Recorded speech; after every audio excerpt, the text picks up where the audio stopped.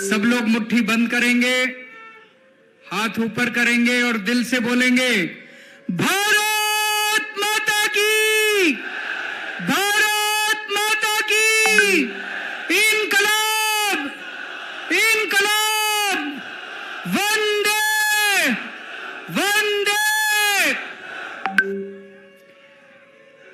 मध्य प्रदेश के कोने कोने से आए हुए आम आदमी पार्टी के सभी देशभक्त कार्यकर्ताओं को मेरा नमस्कार, सबको मेरा प्रणाम। आज मैं देख रहा हूं इतनी भारी संख्या में यहां पे आम आदमी पार्टी के कार्यकर्ता आए हुए हैं और जैसा भगवंत मान साहब ने कहा कि आज तो ये कार्यकर्ता सम्मेलन है, लेकिन जब रैली होगी तो सोच सकते हैं कि कितने लोग आएंगे पूरे मध्य प्रदेश से।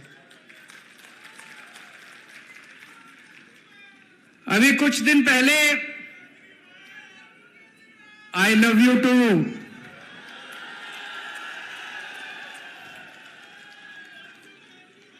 बहुत बहुत शुक्रिया।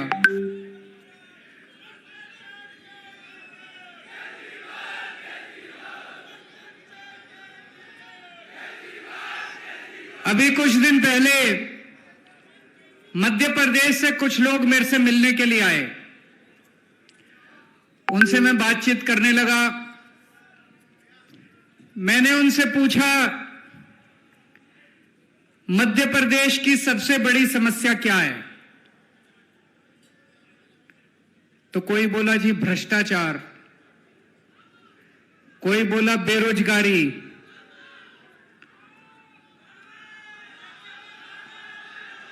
क्या बोल रहा हूं, मामा,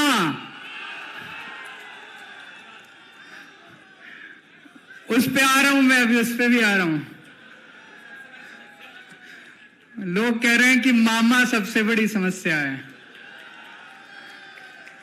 तो कोई बोला भ्रष्टाचार, कोई बोला बेरोजगारी, कोई बोला महंगाई, कोई बोला किसानों की समस्या। एक उनमें आदमी बोला,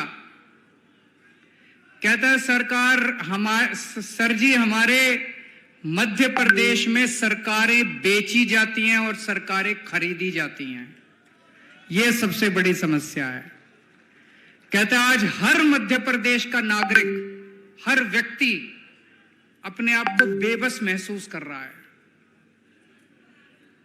बोला जैसे ही चुनाव खत्म हो जाते हैं, एक पार्टी अपनी रेडी लेके निकलती है, एमएलए ले लो, एमएलए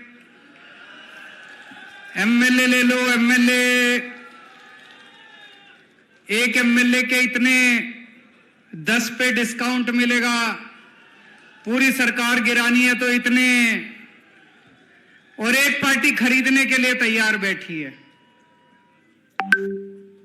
बाजार बना दिया इन्होंने पूरी की पूरी व्यवस्था को, बाजार बना दिया इन लोगों ने पूरे संविधान को, बाजार बना दिया इन लोगों ने भारतीय लोकतंत्र को।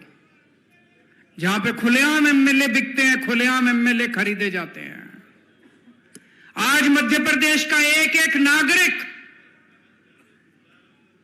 मामा को हटाना चाहता है।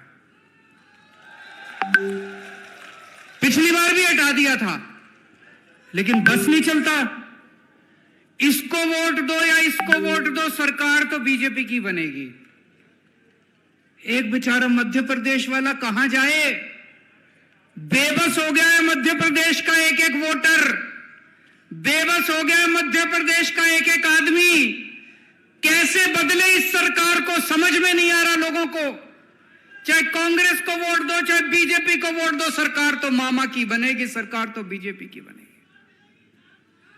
इस बार चलेगी झाड़ू। अब नहीं होगा, अब नहीं होगा, अब इनका खेल खत्म। अब एमएलए बेचने और खरीदने का काम खत्म। अब आम आदमी पार्टी मध्य प्रदेश के अंदर आ गई है। जो लोग इस बार मामा को हटाना चाहते हैं, सब लोग झाड़ू पे वोट दे देना, झाड़ू का बटन दबा देना। पूरा मध्य प्रदेश बदलाव चाहता है।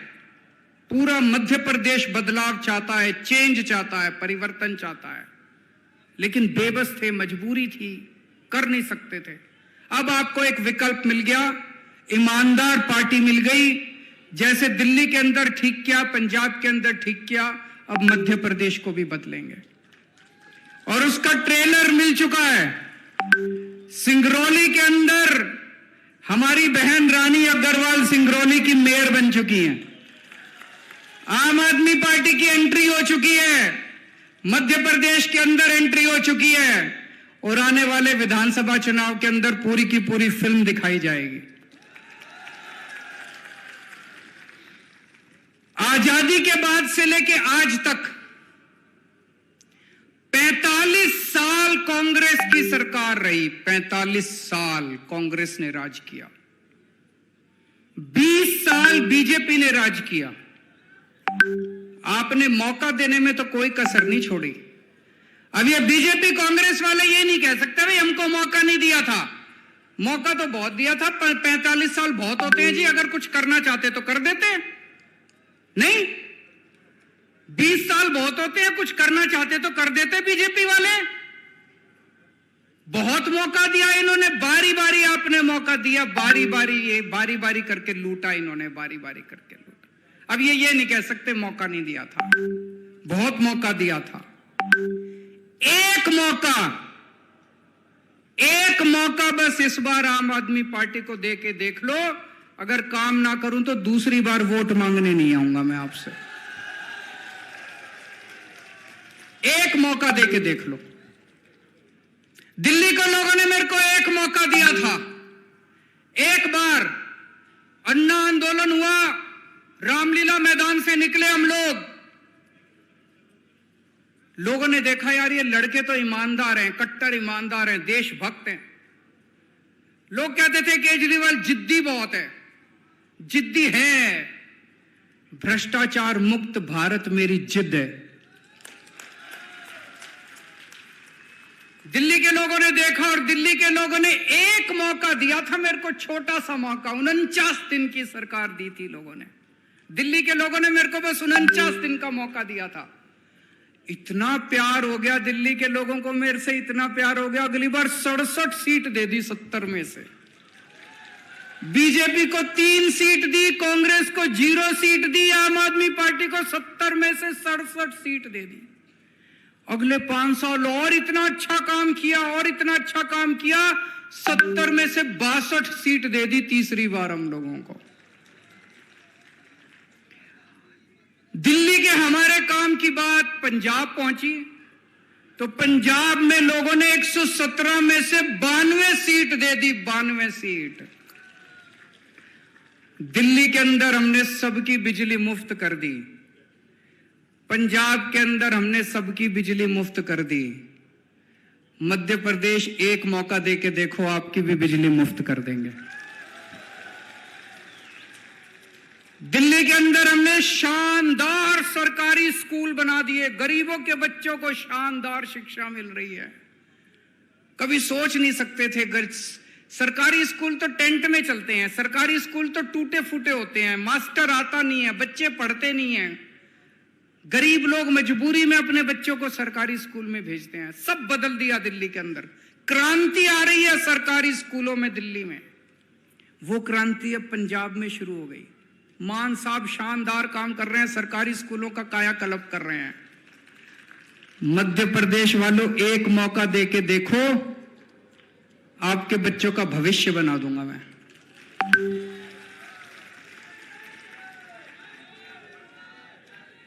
दिल्ली के अंदर गली गली में मोहल्ला क्लिनिक खोल दिए हमने, सारे सरकारी अस्पताल एयर कंडीशनड बना दिए, सबका इलाज मुफ्त कर दिया दिल्ली में। अमीर हो चाहे गरीब हो, चाहे 5 रुपए की क्रोसिन लेनी हो, टेबलेट लेनी हो, या 5 लाख रुपए 50 लाख रुपए का ऑपरेशन, सब कुछ मुफ्त है। भगवान ना करे आपके घर कोई बीमार हो, लेकिन अगर बीमार हो जाए दिल्ली में कोई, तो चिंता करने की जरूरत नहीं है। आम आदमी पार्टी की सरकार है, सारा खर्चा, सारी दवाइयां, सारे टेस्ट, सारा ऑपरेशन सब मुफ्त होता है। दिल्ली में कर दिया। मान साहब ने अब 500 मोहल्ला क्लिनिक, अभी 1 साल भी नहीं हुआ, दिल्ली में मेरे को 500 मोहल्ला क्लिनिक बनाने में 5 साल लग गए। भगवंत मान ने 1 साल में 500 क्लिनिक, मेरा भी रिकॉर्ड तोड़ दिया।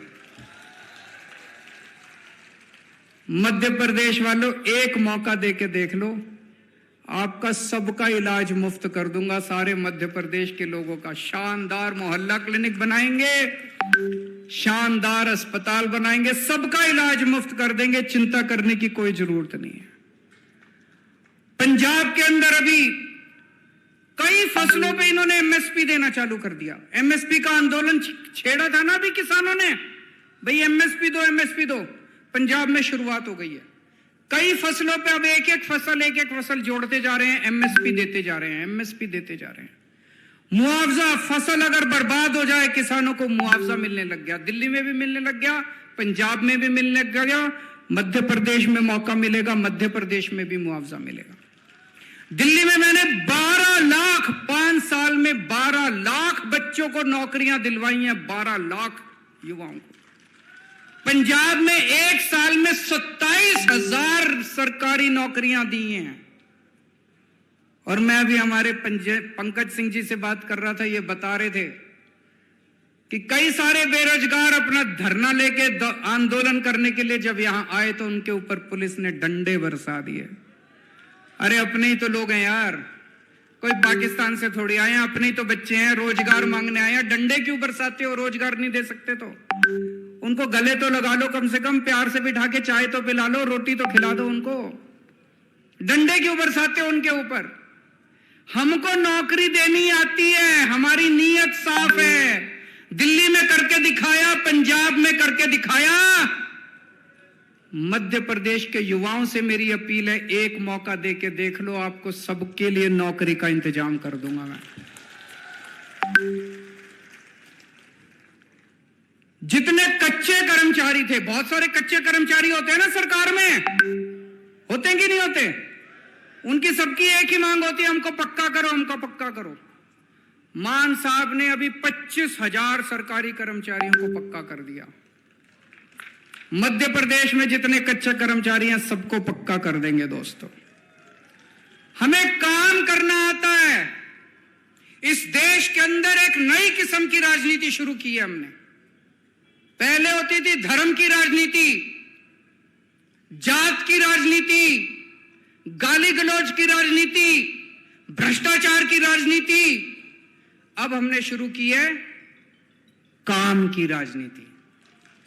आपसे पूछना चाहता हूं, ये बहुत सारे बड़े बुजुर्ग भी बैठे होंगे, पूरा आजादी के 75 साल में कोई एक पार्टी बता दो जिसने आपको आके कहा हो कि मेरे को वोट दे दो, मैं आपके बच्चों के स्कूल बना दूंगा। किसी ने कहा? किसी पार्टी ने, बीजेपी ने, कांग्रेस ने, इस पार्टी ने, उस पार्टी ने कभी कहा हो कि मेरे को वोट दे दो, मैं आपके बच्चों के स्कूल बनवा दूंगा? किसी पार्टी ने नहीं कहा। बनाने ही नहीं आते इनको, नियत ही नहीं है इनकी। किसी पार्टी ने कहा हो कि हमारे को वोट दे दो, हम आपके परिवार के लिए अस्पताल बना देंगे, आपके लिए बिजली का इंतजाम? किसी पार्टी ने नहीं कहा। करना ही नहीं आता, नियत ही नहीं है इनकी। तो इन्होंने देखा कि भाई ये केजरीवाल की काम की राजनीति के सामने तो हमारी दाल नहीं गलेगी, तो उन्होंने षड्यंत्र रचना चालू किया मेरे खिलाफ कि केजरीवाल को रोको किसी भी तरह। पहले दिल्ली में था, फिर पंजाब में चला गया, अब गुजरात में वो कहते हैं ना शेर की मांद के अंदर घुस गए, गुजरात के अंदर घुस गए, हमारी एंट्री हो गई गुजरात में। इस बार 14% वोट आए हैं, देख लेना 2027 में सरकार ना बन जाए तो हम लोगों की। अब ये गुजरात में भी चला गया, रोको इसको। तो इन्होंने क्या किया? इन्होंने षड्यंत्र रचा मेरे खिलाफ। इसके ऊपर कीचड़ फेंको, केजरीवाल के ऊपर कीचड़ फेंको, बोलो केजरीवाल भ्रष्टाचारी है, केजरीवाल भ्रष्टाचारी है। इन्होंने खूब कीचड़ फेंका मेरे ऊपर, लेकिन जनता ने उसका जवाब दिया। जनता कह रही है यार कोई भ्रष्टाचारी आदमी सरकारी स्कूल बनाता है क्या? भ्रष्टाचारी आदमी तो प्राइवेट वालों से पैसे लेके सरकारी स्कूल बर्बाद करता है। कोई भ्रष्टाचारी आदमी सरकारी अस्पताल बनाता है क्या? फ्री में इलाज कराता है क्या? भ्रष्टाचारी आदमी तो प्राइवेट अस्पताल वालों से कमीशन लेके सरकारी अस्पतालों को बर्बाद करता है। जनता ने इनका यकीन नहीं किया। फिर इन्होंने मेरे दो सबसे शानदार मंत्री गिरफ्तार कर लिए, मनीष सिसोदिया और सतिंदर जैन। सतिंदर जैन वो शख्स है जिसने फ्री बिजली देना शुरू किया था दिल्ली के अंदर। उसने सारा, बड़ा इंटेलिजेंट आदमी है वो, बड़ा इंटेलिजेंट आदमी है, सारा मेरे पास हिसाब किताब लेके आया। एक दिन बोला, सर जी दिल्ली की बिजली मुफ्त हो सकती है। मैंने कहा कैसे हो सकती है? तो कागज लेके आया, कहता है देखो सर इतने पैसे चाहिए, ऐसे बिजली मुफ्त कर देंगे। उसने दिल्ली के मोहल्ला क्लिनिक बनाए, उसने दिल्ली के सारे अस्पतालों में सारी दवाइयां मुफ्त कर दी। प्रधानमंत्री जी ने उसको जेल में डाल दिया। एक मनीष सिसोदिया है, भाई साहब 75 साल हो गए आजादी के, आज भी हमारे देश का एक गरीब आदमी अपने बच्चों को अच्छी शिक्षा नहीं दे सकता। दिल्ली छोड़ दो, पंजाब छोड़ दो, बाकी पूरा देश उठा के देख लो, कहीं सरकारी अस्पताल अच्छे हो। सरकारी अस्पतालों की दुर्दशा हो रही है। 10 लाख सरकारी अस्पताल है हमारे देश में, 18 करोड़ बच्चे पढ़ते हैं सरकारी स्कूलों के अंदर। 18 करोड़ बच्चों का भविष्य अंधकार के अंदर है देश के अंदर। पूरे देश में सरकारी स्कूलों का बुरा हाल है। 75 साल के बाद भगवान ने एक शख्स भेजा, मनीष सिसोदिया। उसने दिल्ली के अंदर सरकारी स्कूलों में कमाल करके दिखा दिया। भाई साहब आप जितने लोग हैं, मैं मजाक नहीं कर रहा, मैं आपको न्योता दे रहा हूं, आप दिल्ली आओ, दिल्ली के किसी सरकारी स्कूल में घुस जाना, आपको यकीन नहीं होगा, शानदार 5 स्टार बिल्डिंग है हमारे सरकारी स्कूलों की। 99.7% नतीजे आए हैं। सरकारी स्कूलों के बच्चे इंजीनियर बन रहे हैं, डॉक्टर बन रहे हैं, रिक्शे वालों के बच्चे डॉक्टर, इंजीनियर, वकील बन रहे हैं। लोग अपने बच्चों को प्राइवेट से निकाल के, बड़े बड़े प्राइवेट स्कूलों से निकाल के अब सरकारी स्कूलों में भर्ती करा रहे हैं। और प्रधानमंत्री जी ने मनीष सिसोदिया को जेल भेज दिया। उस दिन मेरे को लगा, जिस दिन प्रधानमंत्री जी ने मनीष को जेल भेजा, कि देश के प्रधानमंत्री पढ़े लिखे तो होने चाहिए।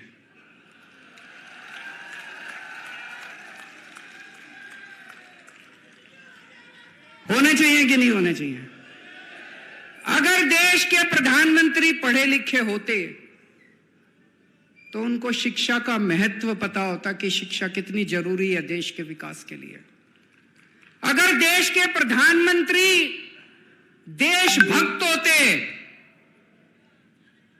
तो वो ये नहीं सोचते कि मनीष सिसोदिया आम आदमी पार्टी का है कि फलानी पार्टी का है कि ढिमकी पार्टी का है।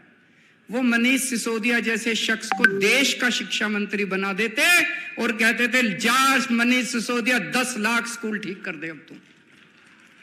पर हमारे प्रधानमंत्री जी ने क्या किया?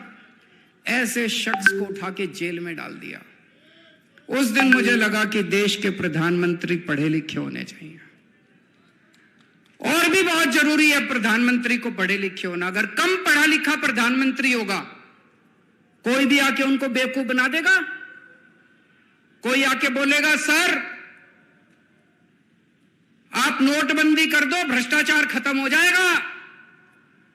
अब अगर कम पढ़े लिखे प्रधानमंत्री, उनको समझ ही नहीं है, वो नोटबंदी कर दी उन्होंने, भ्रष्टाचार खत्म हुआ, वैसा का वैसा है, समझ ही नहीं। पढ़े लिखे प्रधानमंत्री होंगे, उनको अर्थशास्त्र की जानकारी होगी, विज्ञान की जानकारी होगी, टेक्नोलॉजी की जानकारी होगी, साइंस की जानकारी होगी। कम पढ़े लिखे प्रधानमंत्री होंगे, कोई भी बेवकूफ बना के चला जाएगा। कोई आगे बोलेगा, प्रधानमंत्री जी नोटबंदी कर दो, आतंकवाद खत्म हो जाएगा। हुआ आतंकवाद खत्म? लाइनों में लगा दिया, पूरे देश में धंधे बंद हो गए, चौपट हो गया पूरा देश। इतनी बेरोजगारी हो गई, लोगों के धंधे बंद हो गए, लाइनों में लोग मर गए। ना भ्रष्टाचार खत्म हुआ, ना आतंकवाद खत्म हुआ। कम पढ़े लिखे प्रधानमंत्री होंगे, कोई आके कहेगा, प्रधानमंत्री जी सबसे थाली बजवाओ, जो तरंगे निकलेंगी उससे कोरोना भाग जाएगा। पूरे देश से थाली बजवा दी, चम्मच थाली, सारा देश। बोले प्रधानमंत्री कह रहे हैं तो होगा ही कुछ, भागा कोरोना। इसीलिए मैं कह रहा हूं, देश के प्रधानमंत्री को पढ़े लिखे होना बहुत जरूरी है। आज यहां पे मध्य प्रदेश में इतना भ्रष्टाचार है, व्यापम घोटाला, मुझे लगता है आजाद भारत का सबसे बड़ा घोटाला होगा। कोई कह रहा 8,000 करोड़ का, कोई कह रहा 10,000 करोड़ का। 45 से ज्यादा लोग मर गए। प्रधानमंत्री जी ने किसी को जेल नहीं भेजा। क्यों? अपने थे सारे, अपने थे सारे। प्रधानमंत्री जी को मनीष सिसोदिया को जेल भेज दिया, व्यापम घोटाला दिखाई नहीं दिया। कोई मेरे को कह रहा था यहां पे एक WCD women and child department, उसमें 100 करोड़ का घोटाला हो गया। मामा जी उसके मंत्री हैं, उसमें फर्जी आंगनवाड़ी, फर्जी लाभार्थी, सारा फर्जीवाड़ा। 2200 करोड़ का कटनी हवाला। मेरे को आज मैं आ रहा था, कई सारी लिस्ट देके गए हैं लोग, इतने घोटाले, इतने घोटाले। किसी को जेल नहीं भेजते प्रधानमंत्री जी, किसी को जेल नहीं भेजते। पुरानी पिक्चरों में देखा होगा आपने, पुरानी पिक्चरों में क्या होता था? एक विलेन होता था, एक गुंडा होता था, एक ईमानदार इंस्पेक्टर होता था। गुंडा बड़ी कोशिश करता था ईमानदार इंस्पेक्टर को अपने कब्जे में करने की, मानता ही नहीं था। फिर वो इंस्पेक्टर को बुलाता था गुंडा, टेबल पे रखता था एक तरफ नोट और एक तरफ बंदूक। इंस्पेक्टर को कहता था या तो नोट ले ले और या बंदूक से तेरी गोली मार के हत्या कर दूंगा। होता था ना पिक्चरों में। यही बीजेपी ने कर रखा है। वो सारे देश के सारे ऑपोजिशन वाले नेताओं को कह रहे हैं या तो बीजेपी में आ जाओ, भ्रष्टाचार करो, खूब करो। हम रोक नहीं रहे, बीजेपी ये नहीं कहती भ्रष्टाचार मत करो, बीजेपी में आके करो। बोले हमारे घर में आके करो, भ्रष्टाचार करो, खूब खुल के करो, कोई रोकने वाला नहीं है। कोई सीबीआई नहीं, कोई ईडी नहीं, कोई इनकम टैक्स नहीं, कोई पुलिस नहीं, कुछ नहीं, कोई एंटी करप्शन नहीं, कोई विजिलेंस नहीं। भ्रष्टाचार करो, मोदी जी की पार्टी में आके करो, बाहर नहीं करना। या तो बीजेपी में आ जाओ और या जेल जाओ। जैसे वो कहता था या तो नोट ले ले और या बंदूक, ऐसे अब बीजेपी वाले मोदी जी कहते हैं या तो मेरी पार्टी में आ जाओ और या फिर जेल जाओ। ये धंधा चला रखा है इन लोगों ने। ईमानदारी क्या होती है मैं बताता हूं आपको। कट्टर ईमानदारी। अभी पंजाब के अंदर हमारे अपने एक मंत्री, सेहत मंत्री, हेल्थ मिनिस्टर पंजाब के अंदर, हमारी सरकार है, हमारी कैबिनेट है, मान साहब मुख्यमंत्री हैं। एक दिन भगवंत मान को कहीं से पता चला कि उनका सेहत मंत्री कुछ गड़बड़ कर रहा है। अभी मीडिया को नहीं पता था, विपक्ष को भी नहीं पता था। मान साहब चाहते तो दबा देते, पर मान साहब कट्टर ईमानदार आदमी है, कट्टर ईमानदार पार्टी के नेता हैं। उन्होंने दबाया नहीं। क्या किया उन्होंने? पुलिस बुला के अपने खुद के मंत्री को जेल भेज दिया। हम कहते हैं ईमानदार रहना है, चाहे हमारी पार्टी में रहो चाहे उस पार्टी में। अभी सारे पंजाब के अंदर जितने पुराने चोर थे, चाहे कांग्रेस में हो चाहे बीजेपी में हो, सबकी लाइन लगी पड़ी है, एक एक करके सारे जेल जा रहे हैं, सबको जेल भेज रहे हैं ये, चाहे हमारे वाले हो। अभी थोड़े दिन पहले एक हमारा एमएलए वो पकड़ा गया।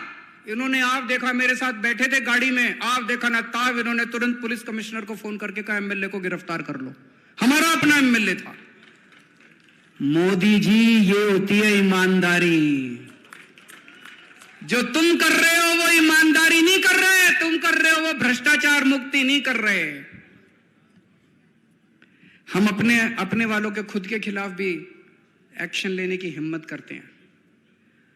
ये आज सारे हमारे पीछे, सारी पार्टियां हमारे पीछे पड़ी हैं, लेकिन जनता हमारे साथ है। जनता देख रही है कि ये अकेली पार्टी है जो देश के लिए लड़ रही है, ये अकेली पार्टी है जो ईमानदारी के लिए लड़ रही है। दोस्तों, यहां जितने कार्यकर्ता आए हैं, मैं सबको कहना चाहता हूं कि आप लोगों को सरकार जरूर बनेगी मध्य प्रदेश के अंदर, आपकी सरकार जरूर बनेगी, झाड़ू से जरूर सफाई होगी, लेकिन मेहनत करनी पड़ेगी। करोगे मेहनत?